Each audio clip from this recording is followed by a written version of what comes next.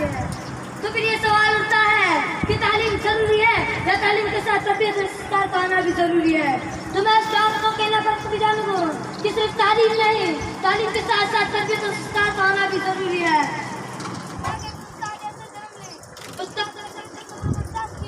तो कदम बर्दाश्त का नमूना ना हो, इसलिए कहा जाता है कि तालीम के साथ साथ तरबियत का आना भी जरूरी है।